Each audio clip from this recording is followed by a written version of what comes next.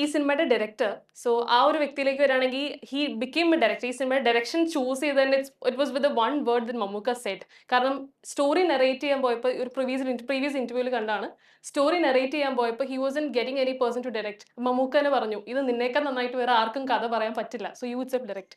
So അത്രയും നല്ല ഒരു പീസ് ഓഫ് ഡയറക്ടറിനെയാണ് നമുക്ക് ആക്ച്വലി ഈ ഒരു സിനിമയിൽ കാണാൻ പറ്റുന്നത്. സോ അദ്ദേഹത്തിനൊരു എക്സ്പീരിയൻസ് എന്തായിരുന്നു? കാരണം അദ്ദേഹത്തിന്റെ ആദ്യത്തെ മൂവിയാണ്. So please share experience share ചെയ്യാമോ വിത്ത് ഹിം? Dino sir വന്നിട്ട് he just knows what he wants. He's a നിങ്ങൾ പടം കണ്ടാൽ മനസ്സിലാവും, സാറിന്റെ ഫസ്റ്റ് ഫിലിം ആരും ഉണ്ടാവില്ല. Extremely, you know, experience the way he handled the entire, it's a huge set. And superstar Mammuka, എല്ലാരും, I mean, he handled everything so gracefully, so easily, and I think he's just amazing. It wouldn't, I can promise you that it wouldn't look like his debut film for sure. ചേച്ചി എങ്ങനെയായിരുന്നു? എനിക്ക് ഞാൻ മദ്രോത്സവം കഴിഞ്ഞിട്ട് ചെയ്യുന്നതായിരുന്നു bazooka. അപ്പൊ അതിന്റെ character completely different ആയിരുന്നു. അപ്പോ എനിക്ക് എന്താണ് വേണ്ടതെന്നും ആസ് യു സെഡ് സ്റ്റൈലിഷ് സിനിമയാണെന്ന് പറഞ്ഞുകൊണ്ട് തന്നെ ആ ഒരു സ്റ്റൈൽ ഈ സിനിമയിൽ ത്രൂ ഔട്ട് മെയിൻറ്റെയിൻ ചെയ്യുന്നുണ്ട്. എല്ലാവർക്കും ആയാലും that is some element is there. അപ്പൊ ആ എലമെന്റ് എങ്ങനെ വേണമെന്നും ഏത് രീതിയിൽ വേണമെന്നും അത് ദീന്റെ വിഷൻ എന്താണെന്നോ പ്രിസൈസ്ലി നമുക്ക് പറഞ്ഞു തന്നിട്ടുണ്ട്. അതായത് ഇങ്ങനെയാണ് വേണ്ടത്, അതായത് 1 മീറ്റർ കൂടുതലോ 1 മീറ്റർ താഴത്തോ അങ്ങനെയല്ല, വാട്ട് ഹി വാണ്ട്സ് അത് പെർഫെക്റ്റ്ലി പറഞ്ഞു തന്നിട്ടുണ്ട്. He doesn't look like a new director because I think in his mind the story is very clear what he wants. And if you talk about styling, you should see him. He is stylish. And he's portrayed that for all of us. And he's made sure that all of us look really good. And he's taken his time and he's controlled the entire set. I think every technician who was there in the film has contributed immensely to the style of the film. I think when our DOP, Mr. Nandimish, was very stylish, very chilled out and nice, but brilliant with his work. Dino comes across as this extremely docile, normal human being till he's on the set.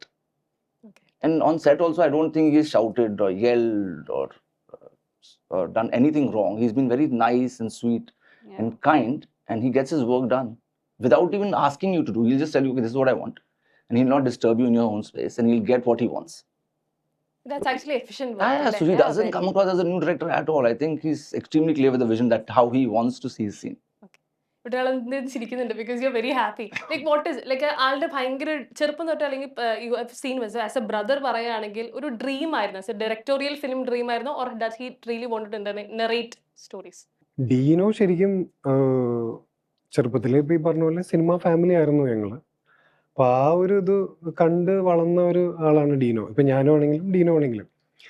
പിന്നെ ഡീനോൻ്റെ ഒരു ഫിലിമിനോടുള്ള ഒരു ഇത് തുടങ്ങിയതെന്ന് വെച്ചാൽ അവൻ്റെ ഒരു college days കഴിഞ്ഞിട്ട് അവൻ അങ്ങനെ കുറച്ച് ഷോർട്ട് ഫിലിംസ് ഒക്കെ ചെയ്യാൻ തുടങ്ങി. പിന്നെ അവൻ കുറേ സിനിമകൾ വാച്ച് ചെയ്യുമായിരുന്നു, പ്രത്യേകിച്ച് ഇപ്പോൾ ഈ ഗ്ലോബലി ഉള്ള അക്ലെയിംഡ് ആയിട്ടുള്ള പടങ്ങളുണ്ടല്ലോ. അപ്പം അങ്ങനെ വാച്ച് ചെയ്ത് അവന് കുറേ ഇൻട്രസ്റ്റ് വരാൻ തുടങ്ങി. അങ്ങനെ ഈ ഒരു ബസൂക്ക, ഈ ഒരു സബ്ജക്റ്റ്, ഈ ഒരു ത്രെഡ് അവൻ്റെ മനസ്സിൽ വന്നിട്ട് അവനിങ്ങനെ നറേഷൻ ചെയ്തു. എന്ന് വെച്ചാൽ ഇപ്പോൾ ഫാദറിനോടാണെങ്കിലും എന്നോടാണെങ്കിലും. അപ്പം അങ്ങനെ ചെയ്തു വന്ന് ഞങ്ങൾ പറഞ്ഞു, ഇങ്ങനെ ഈ ഒരു സബ്ജക്റ്റിന് പറ്റിയൊരു ആള് മമ്മൂക്ക പോലത്തെ ഒരു സ്റ്റൈലിഷ് ആയിട്ടുള്ള ഒരു ആക്ടറിന് പറ്റിയൊരു സബ്ജക്റ്റാണത്. അപ്പം അങ്ങനെയാണ് ഈ പടത്തിൻ്റെ ഒരു ജേണി സ്റ്റാർട്ട് ചെയ്യുന്നത്. അപ്പോൾ ഇങ്ങനെ മമ്മൂക്കയുടെ അടുത്ത് വന്നു, നറേറ്റ് ചെയ്തു. അങ്ങനെ മമ്മൂക്കനെ പോലത്തെ ഒരു ആക്ടറിന് ഈ പുതിയ ആൾക്കാർ, പ്രത്യേകിച്ച് ഇതുപോലത്തെ യങ് ആയിട്ടുള്ള ടാലൻസിന് കൊണ്ടുവരാനുള്ള ഒരു ഇത് പുള്ളിക്ക് ഭയങ്കരമായിട്ടുണ്ട്. കാര്യം പുള്ളി ചിന്തിക്കുന്ന പറഞ്ഞാൽ പുതിയ ആൾക്കാർ വന്നാലാണ് പുതിയ ആശയങ്ങളും പുതിയ ഐഡിയാസും പുതുമയുള്ള സിനിമകൾ വരത്തുള്ളൂ.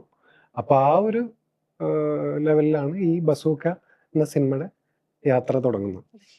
ഒരു ഷൂട്ടിംഗ് ടൈം ഒക്കെ നോക്കുകയാണെങ്കിൽ ഐ തിങ്ക് ചേച്ചിക്ക് ഞാൻ ട്രെയിലറിൽ കണ്ടു, you handle the gun and all, fighting sequence എങ്ങനെയായിരുന്നു? How was it actually? അതെങ്ങനെ ഉണ്ടായിരുന്നു?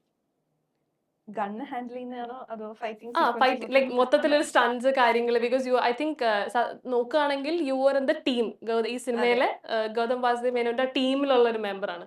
സോ ആ ഒരു സ്റ്റൺസ്, ആ ഒരു ട്രെയിനിങ്, അതൊക്കെ നല്ല രസമുണ്ടായിരുന്നു. So how was the experience shooting? Shooting experience അത് ഷൂട്ട് ചെയ്യുമ്പോൾ അത്ര നല്ല എക്സ്പീരിയൻസ് ആയിരുന്നില്ല, അദ്ദേഹമൊക്കെ നല്ല വേദനിക്കും. അത് ആക്ച്വലി ഇതിലെ ക്യാരക്ടർ വന്നിട്ട് നമ്മുടെ ടീമിലുള്ളതാണ്, ഗൗതം സാറിന്റെ ടീമിലുള്ളതാണ് ഞാനും ബിനു ചേട്ടനും സിദ്ധു ചേട്ടനും എല്ലാം.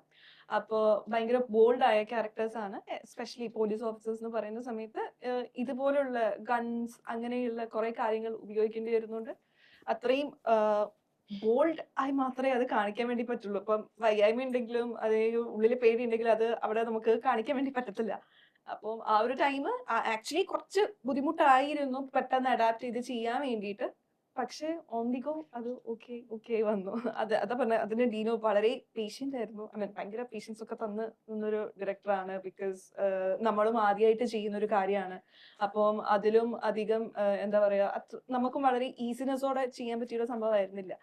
ഭാമ പിന്നെ പേഷ്യന്റ് ആയിട്ട് മാറി. അതെ, ഞാൻ പേഷ്യന്റായി മാറി. പേഷ്യൻസ് കാണിച്ച് ഞാൻ ലാസ്റ്റ് പേഷ്യന്റായി മാറി. ഓക്കെ